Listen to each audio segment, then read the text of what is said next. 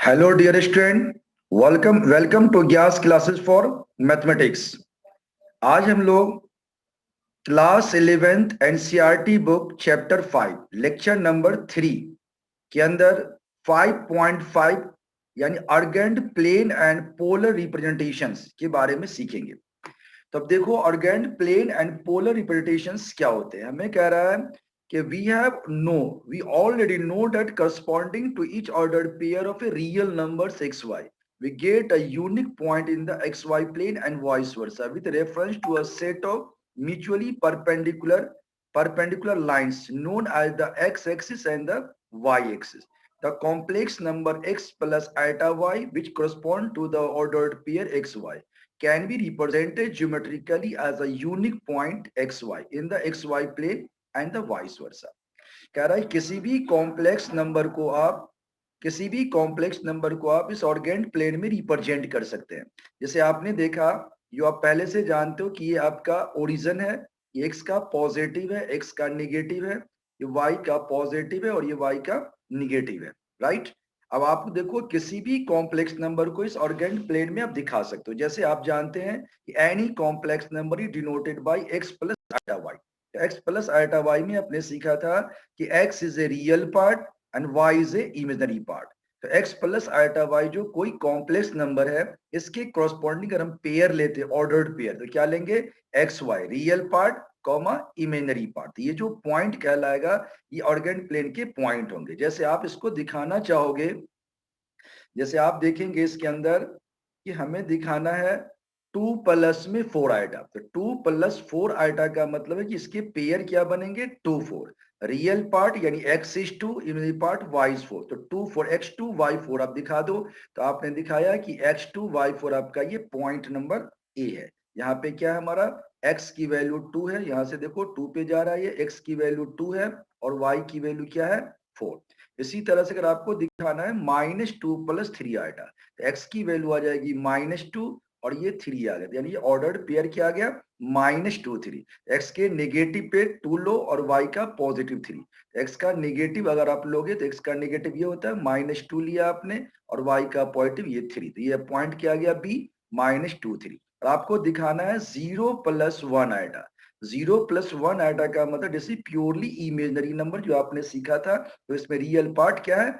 0 है।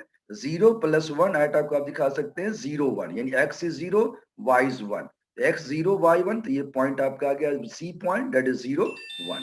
इसी तरह से आप दिखा सकते हो 2 + में 0 आइटा, जैसे प्योरली रियल नंबर, क्योंकि इसमें इमेजिनरी पार्ट क्या है? 0 है। पॉइंट क्या आएगा ऑर्डर पेयर?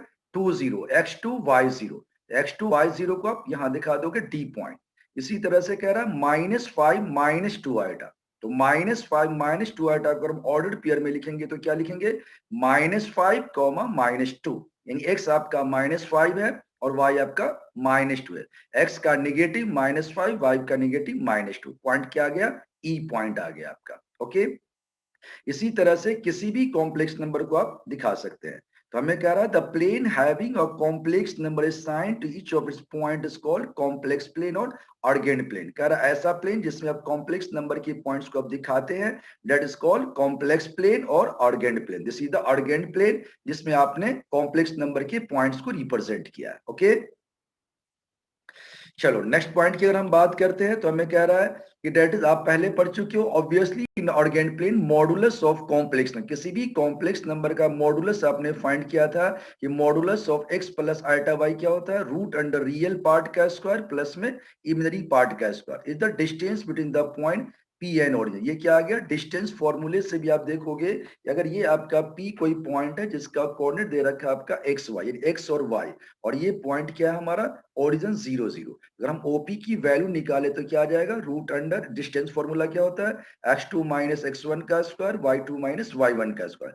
x2 अगर आप मानते हैं एक्स वाई को और x1 y1 एक्स वाई आ गया और x2 y2 आपका आ गया 0 0।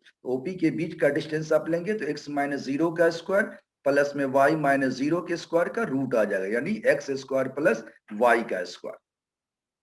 इसी तरह से आप देखोगे कि जैसे 0 plus iota b, 0 plus iota b में अभी आपने सीखा था कि ये क्या है, प्योरली इमेजिनरी नंबर है क्योंकि इसका रियल पार्ट 0 करा। The x axis and y axis Argand plane are called respectively the real axis and the imaginary axis. कह रहा ऑर्गेन प्लेन के अंदर एक्स एक्सिस और वाई एक्सिस को हम क्या कहते हैं, real axis and imaginary axis. X को हम बोलते हैं रियल एक्सिस क्योंकि एक्स पे रियल पार्ट को दिखाया जाता है, और वाई को बोलते हैं इमेजिनरी एक्सिस क्योंकि उसके इमेजिनरी पार्ट को दिखाया जाता है।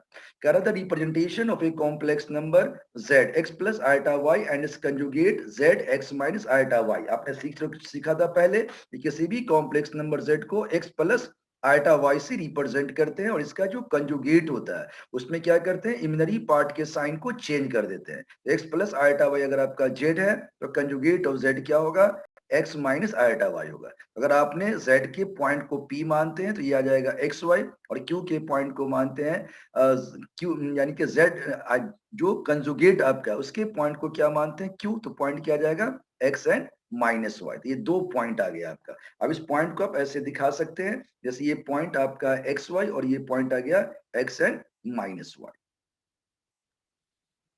अब आपको जानना है polar representations of a complex number. किसी भी कॉम्प्लेक्स नंबर को पोलर फॉर्म में आप कैसे लिखेंगे, तो पोलर फॉर्म का हमारा फॉर्मूला होता है, कह रहा है कि मान लीजिए let the point P represent a non zero complex number z x plus iota y।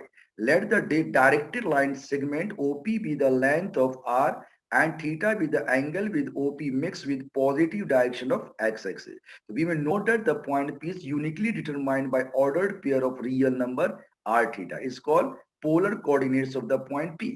जैसे आप पॉइंट कार्टिजन पॉइंट होता है जैसे एक्स वाई दिखाते हो, अब इसी पॉइंट को अगर आप दिखाते हैं आर थीटा, जैसे आपने दिखाया ये पी कोई पॉइंट है, तो पी पॉइंट को आप कैसे दिखा सकते हो, यहाँ से ओपी का जो डिस्टेंस है दैट इज कॉल्ड मैग्नीट्यूड, ये आर आ गया, और ये एक्स के साथ एंगल बना रहा थीटा, तो हम इसको दिखाते हैं पॉइंट पी को आर कॉमा थीटा, तो ये क्या कहलाएगा, polar coordinates of the point P. तो कह रहा we consider the origin as the pole and positive direction of x-axis as the initial line। so x बराबर क्या आ जाएगा r cos थीटा, और y क्या आ जाएगा हमारा r sin थीटा। x को हम मान लेते हैं r cos थीटा और y हमारा होता है r sin थीटा। उस केस में आप देखोगे कि z की वैल्यू क्या आ जाएगी, z की वैल्यू क्या लिख दोगे, cos थीटा प्लस में iota sin theta, r common आ गया, cos थीटा प्लस में iota sin theta. The latter is said to be the polar form of a complex number. यानी कि अगर कोई कॉम्प्लेक्स नंबर आपको दे रखा है z equal to x plus iota y, तो अगर हमें उसका बोला जाए कि पोलर फॉर्म बताइए, तो पोलर फॉर्म क्या होगा, r इंटू में कॉस थीटा प्लस में आयोटा साइन थीटा, फिर r क्या है, modulus of Z. Modulus of Z आप सीख चुके हो, एक्स का स्क्वायर प्लस वाई के स्क्वायर का रूट अंडर, और ये थीटा क्या है, थीटा इज द आर्गुमेंट और amplitude of a complex number Z. जो कॉम्प्लेक्स नंबर है उसके जो आर्गुमेंट होंगे या एम्पलीट्यूड होगा उसको हम क्या बोलेंगे, थीटा। तो theta is the called argument और amplitude of Z which denoted by argument of Z. That means ये हुआ कि अगर किसी कॉम्प्लेक्स नंबर का हमें निकालना है पोलर फॉर्म, तो क्या फॉर्मूला है, r इंटू में cos theta plus iota sine theta. सबसे पहले r फाइंड करो that is modulus of z find करो, थीटा दैट इज आर्गुमेंट और एम्पलीट्यूड फाइंड करो। चलो देखते हैं आगे एग्जांपल। तो जैसे आप देखोगे कि for any complex number z is not equal to 0 there correspond only one value of theta in the range of 0 to 2 pi। However, any other interval of length 2 pi, for example minus pi to pi, can be such an interval. We shall take the value of theta such that minus pi less than theta less than pi is called principal argument of z and denoted by argument of z। यानी minus pi और पाई के बीच में जो भी value आएगी इसी को बोला जाएगा प्रिंसिपल आर्गुमेंट ऑफ जेड, और इसको डिनोट करेंगे किससे, आर्गुमेंट ऑफ जेड से। जैसे आप देखोगे इस क्वेश्चन के अंदर कि जैसे आपने देखा कि यहाँ पे हमारा फर्स्ट पॉइंट है, तो फर्स्ट पॉइंट में आप देखोगे ये थीटा बन रहा है, यहाँ पे ये फर्स्ट क्वाड्रेंट में, ये सेकेंड क्वाड्रेंट में है, ये आपका थर्ड क्वाड्रेंट में, और ये फोर्थ क्वाड्रेंट में, राइट। ये 0 से 2 पाई की बात हो रही है। इसी तरह से आप देखोगे अगर हम माइनस पाई से पाई की बात करते हैं, ये हमारा फॉर्म होगा first quadrant, second quadrant, third quadrant and fourth quadrant. तो इससे क्या रिजल्ट आ रहा है, ध्यान। जैसे आप यहां से ध्यान इस क्वेश्चन को कई तरह से बना सकते हैं, इसका एक सिंपल ट्रिक भी आपको बताएंगे। देखो मतलब आपको कह रहा है represent this complex number, z1 plus iota 3 √3 in the polar form. इसको बनाने के दो तरीके, एक तरीका ये है कि आपने देखा कि अगर ये 1 प्लस आइटा √3 यानी कि आपने 1 को मान लिया r cos थीटा और √3 को मान लिया r sin थीटा। ओके, तो अगर ये r cos थीटा आपका 1 है और r sin थीटा √3 यानी real part r cos theta है, imaginary part r sin theta. Squaring and adding, square करके अगर ऐड करते हो तो r का square cos square theta plus sin 4 आ जाएगा, r की वैल्यू 2 आ गई। ये क्या है, यानी r इज ग्रेटर देन 0। तो cos थीटा की अगर आप वैल्यू निकालोगे यहाँ से तो क्या होगा, cos थीटा हो जाएगा 1 में r, दैट इज 1/2। तो cos थीटा 1/2 आ गया और sin थीटा की वैल्यू क्या आ जाएगी, √3/2। तो आप क्या जानते हो, cos 30 √3/2 होता है और sin 60 भी √3/2 होता है। तो ये क्या आ गया, π/3। तो आपका रिक्वायर्ड पोलर फॉर्म क्या आ गया, z equal to r into में cos थीटा प्लस में आइटा sin थीटा। r की वैल्यू आपने पुट कर दिया और थीटा की वैल्यू पुट कर दिया। So complex number this is represented as shown in the figure. एक तो ये तरीका है और दूसरा तरीका आप ऐसे भी कर सकते हो। ध्यान दो, ये सबसे पहला काम है कि आपको क्या दिया गया है, z equal to 1 plus iota √3। आप इसको पेयर में लिख लो 1 √3, यानी कि x की वैल्यू 1 आ गई और y आपका √3 हो गया। अब कह रहा है कि सबसे पहले तो आप r निकाल लो। r क्या आपका मॉडुलस ऑफ z, ये आ जाएगा आपका 1 का स्क्वायर प्लस में √3 का स्क्वायर, इसका आ गया रूट अंडर। तो 1 + 3 रूट क्या आ जाएगा 4, 4 का रूट क्या आ गया 2, 2 रूट निकल गया। अब आपको क्या करना है, टेन थीटा, टेन थीटा बराबर मोड ऑफ y/x। तो tan theta mode of y/x है, तो y की वैल्यू क्या है, √3 अपॉन में x की वैल्यू 1, ये कितना आ जाएगा √3। तो अगर टेन थीटा √3 है तो थीटा इक्वल टू क्या हो जाएगा 60 डिग्री। तो थीटा इक्वल टू आ जाएगा, थीटा आपका आ जाएगा कितना 60 डिग्री। तो टेन 60 डिग्री क्या हो जाता है √3। तो थीटा अगर हमने दे रखा है 60 डिग्री, तो थीटा आपका आ गया 60 डिग्री। 60 डिग्री को आप क्या बोल सकते हो, π/3। तो ये π/3 आ गया, तो π/3 आ गया। अब आपको ये देखना होता है कि ये तो थीटा निकल गया, अब हमें आर्गुमेंट के लिए देखना होता है क्वाड्रेंट। जैसे आपने देखा कि फर्स्ट क्वाड्रेंट के अंदर क्या होता है, एक्स एंड वाई दोनों पॉजिटिव होते हैं। सेकेंड क्वाड्रेंट में क्या होता है, एक्स की वैल्यू होती है नेगेटिव और y की वैल्यू होती है पॉजिटिव। थर्ड क्वाड्रेंट में क्या होता है, x की वैल्यू होती है निगेटिव और y भी होता है निगेटिव।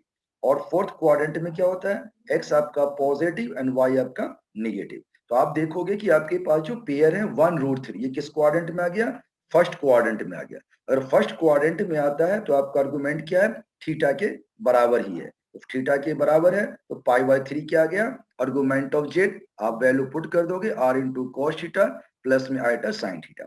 लेकिन अगर आपका यहाँ तो आंसर आ गया, अगर मान लो कि आपका पॉइंट होता सेकेंड क्वाड्रेंट में, सेकेंड क्वाड्रेंट में होता तो इसका आर्गुमेंट क्या होता, तो पहले में थीटा होता, दूसरे में हमारा हो जाता π-थीटा। जो भी वैल्यू निकलती पाई में से उसको हम क्या करते, लेस कर देते, राइट। इसी तरह से मान लो थर्ड क्वाड्रेंट में आता, तो थर्ड क्वाड्रेंट में आता तो क्या कंडीशन था, पहले में आपने थीटा निकाला, फिर π-थीटा निकाला। और जो थर्ड क्वाड्रेंट है इसमें क्या होता, तो पाई प्लस में थीटा या थीटा माइनस पाई, दोनों की पॉसिबिलिटी थी।